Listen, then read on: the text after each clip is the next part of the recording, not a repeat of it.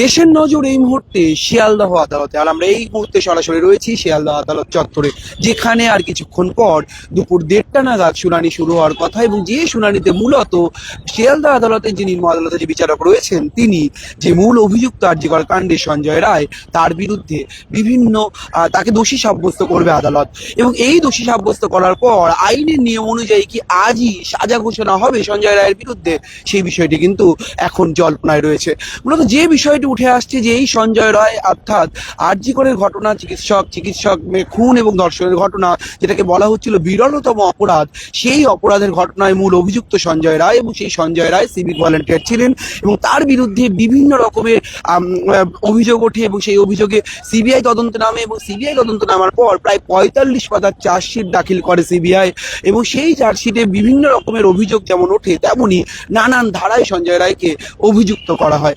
এবার সেই সমস্ত ধারা, অর্থাৎ ভারতীয় ন্যায় সংহিতা অনুযায়ী 64 নম্বর ধারা, 66 নম্বর ধারা এবং খুন, ধর্ষণ, নানান রকমের যে ধারাগুলি দেওয়া রয়েছে, সেই ধারার উপর বিবেচনা করে আদালত আজ কি সঞ্জয়কে ঠিক কোন কোন ধারায় দোষী সাব্যস্ত করবে। এবং সেই দোষী সাব্যস্ত করার মধ্যে আইনজীবীরা বলছেন যে যে ধারায় তাকে দোষী সাব্যস্ত করা হবে, তার উপরেই নির্ভর করবে সঞ্জয়ের ঠিক কি সাজা হচ্ছে।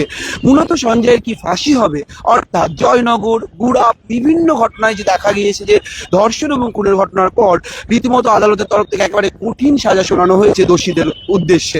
এবং সেই সঞ্জয় রায়, যাকে নিয়ে বারবার প্রশ্ন উঠছিল সঞ্জয় একাই খুনি কিনা, ডিএনএ রিপোর্ট থেকে শুরু করে সিসিটিভি ফুটেজ, বারবার প্রশ্ন তুলছিলেন চিকিৎসকরা, অভয়ের বাবা মায়ের তরফ থেকে নানান প্রশ্ন তোলা হচ্ছিল। সেই প্রশ্নের পরেও আজ যে মূল অভিযুক্ত সঞ্জয় রায়, যাকে সিবিআই দেখিয়েছে, সেই সঞ্জয় রায়ের কিন্তু আর কিছুক্ষণ পরেই তাকে দোষী সাব্যস্ত করবে আদালত। এবং তাকে দোষী সাব্যস্ত করার পর বিরলতম অপরাধের ক্ষেত্রে আজই কি সাজা ঘোষণা হবে, তা নিয়ে প্রশ্নের মধ্যেই প্রশ্ন উঠছে যে এই সঞ্জয় রায়ের পর আর কে। সিবিআই মূলত যে বিষয়গুলি তুলে ধরে যে প্রাথমিক চার্জশিট, আমি বলবো সুমনকে দেখাতে, তার আগে ছবিটা আমরা সেই বিষয়ে যাব। যে শিয়ালদহ আদালত চত্বরে কিন্তু রীতিমতো নিরাপত্তার ঘেরাটপে পুলিশ রীতিমতো ব্যারিকেড করে রেখেছে। এবং কলকাতা পুলিশের আধিকারিকরা, তারা যাতে কোনো রকম অপ্রীতিকর পরিস্থিতি তৈরি না হয়, সেই বিষয়টি সেই বিষয়টির কথা মাথায় রেখে ইতিমধ্যেই শিয়ালদহ আদালত চত্বরে কিন্তু একেবারে ব্যারিকেড দিয়ে ঘিরে রাখা হয়েছে। এবং মূলত যে প্রশ্নগুলি উঠছে যে এই ঘটনা পরম্পরা প্রায় 162 দিন পর যে শিয়ালদা আদালতে আজ মূল অভিযুক্ত সঞ্জয়ের বিরুদ্ধে যে বিষয়টি উঠে আসছে যে এই সঞ্জয় রায়কে ঠিক কিভাবে এই আদালতে বিচার প্রক্রিয়া চললো, যে বিষয়টি যদি প্রথমত দেখা যায় যে গত 9 আগস্ট আর.জি. করে সেমিনার হল যেটা রয়েছে ইমার্জেন্সি বিল্ডিং এর, সেখান থেকে উদ্ধার হয় তরুণী চিকিৎসকের দেহ। এবং তারপরে নিরন্তর প্রশ্ন ওঠে যে তিনি সুসাইড করেছেন নাকি তাকে খুন করা হয়েছে।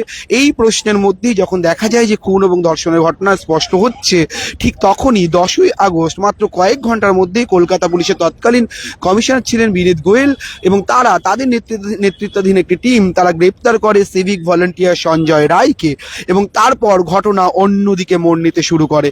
তাহলে কেন চিকিৎসক খুন হলেন, এই প্রশ্নের মধ্যেই নির্যাতিতা সোদপুরের বাড়িতে যান রাজ্যের মুখ্যমন্ত্রী তথা স্বাস্থ্যমন্ত্রী মমতা বন্দ্যোপাধ্যায়। এবং তারপর 13ই আগস্ট কলকাতা হাইকোর্টের নির্দেশে সিবিআই এই ঘটনার তদন্তভার গ্রহণ করে। এবং সিবিআই তদন্তভার গ্রহণ করার পর 14ই আগস্ট তরুণী চিকিৎসক ধর্ষণ খুনের প্রতিবাদে রাত দখলের কর্মসূচি নেওয়া হয়। এবং এই রাত দখলের দিন অত্যন্ত গুরুত্বপূর্ণভাবে দেখা যায় যে আর.জি. করে ইমার্জেন্সি বিল্ডিং 14ই আগস্ট, সেই বিল্ডিং এ কিন্তু রীতিমতো ভাঙচুর চালানো হয়। এবং সেই বিল্ডিংয়ে যখন ভাঙচুর চালানো হচ্ছে, তা নিয়ে প্রশ্ন ওঠে, একদিকে রাত দখল চলছে, অন্যদিকে আর.জি. করে জরুরি বিভাগের প্রথম তল ইমার্জেন্সি বিল্ডিং এর বিভিন্ন জায়গাতে তছনছ করে ফেলা হয়।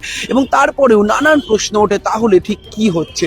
ঠিক এরপরেই দেখা যায় যে আর.জি. করে যে জুনিয়র চিকিৎসকরা রয়েছেন, তারা কিন্তু আন্দোলনে নামেন। এবং তারা আন্দোলনে নামার পর তারা বিভিন্ন রকম প্রশ্ন তোলেন এবং সেই প্রশ্নের মধ্যেই উঠে আসে নানান রকমের পরিস্থিতি।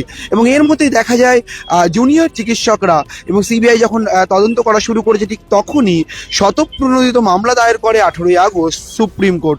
এবং সুপ্রিম কোর্ট মামলা দায়েরের পর 2 এবং 3 সেপ্টেম্বর এই দুদিন ধরে লালবাজার অভিযান চালান আন্দোলনরত জুনিয়র চিকিৎসকরা।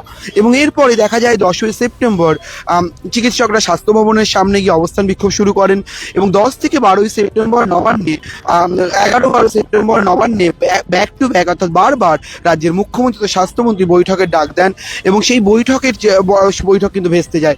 এবং সবচেয়ে গুরুত্বপূর্ণ বিষয় ঘটে 14ই সেপ্টেম্বর গুরুত্বপূর্ণ বিষয়টি ঘটে 14ই সেপ্টেম্বর, যেখানে দেখা যায় রাজ্যের মুখ্যমন্ত্রী জুনিয়র চিকিৎসকদের বৈঠকে আহ্বান করছেন এবং সেই বৈঠক সন্ধ্যাবেলায় যেমন বানচাল হচ্ছে, ঠিক সেই রকমই সেই দিনই 14ই সেপ্টেম্বর অত্যন্ত ঘটনাবহুল একটি দিন, যেদিন সন্দীপ ঘোষ অর্থাৎ আরজি করের যে অধ্যক্ষ, যার বিরুদ্ধে বারবার অভিযোগ ওঠে, সেই সন্দীপ ঘোষকে গ্রেপ্তার করে সিবিআই এবং তার সঙ্গে তাৎপর্যপূর্ণভাবে টালা থানার যিনি ওসি অভিজিৎ মণ্ডল, তাকেও কিন্তু গ্রেপ্তার করে সিবিআই। এবং তারপরে প্রশ্ন ওঠে নিরন্তর এবং গত 7ই অক্টোবর সিবিআই কিন্তু চার্জশিট জমা দেয় মূল অভিযুক্ত সঞ্জয়ের বিরুদ্ধে, যে চার্জশিট জমা পড়ে এবং সেই চার্জশিটে উল্লেখ করা হয় প্রায় 128 জন সাক্ষীর কথা এবং সেই 45 পাতার চার্জশিটে একাধিক বিষয় সিবিআই তুলে ধরে এবং সেই চার্জশিট নিয়েও প্রশ্ন ওঠে যে ডিএনএ রিপোর্ট, সিএফএসএল রিপোর্ট, যে সমস্ত রিপোর্ট নিয়ে নানান প্রশ্ন তৈরি হয়েছে, সেই রিপোর্টের ঠিক কী হলো এবং এই চার্জশিটে কেন অন্যদের নাম নেই, তা নিয়ে প্রশ্ন ওঠার মধ্যেই রীতিমতো 11ই নভেম্বর থেকে কিন্তু টানা ফাইনাল হিয়ারিং অর্থাৎ শুনানি শুরু করে শিয়ালদহ আদালত এবং সেই শুনানির পর আজ অর্থাৎ 18ই জানুয়ারি আর কিছুক্ষণের মধ্যে বিভিন্ন ধারায় যে সমস্ত ধারা দেওয়া হয়েছে সঞ্জয়ের বিরুদ্ধে, সেই ধারাতে কিন্তু দোষী সাব্যস্ত করা হবে সঞ্জয় রায়কে এবং তারপর কি আজই সঞ্জয়কে শোনানো হবে কোনো কঠিন সাজা, নাকি এই দোষী সাব্যস্তের পরেই মূলত স্পষ্ট হবে যে সঞ্জয় রায়ের ঠিক কী শাস্তি হতে চলেছে। ক্যামেরায় সুমনের সঙ্গে রমেন দাস, সংবাদ প্রতিদিন .in।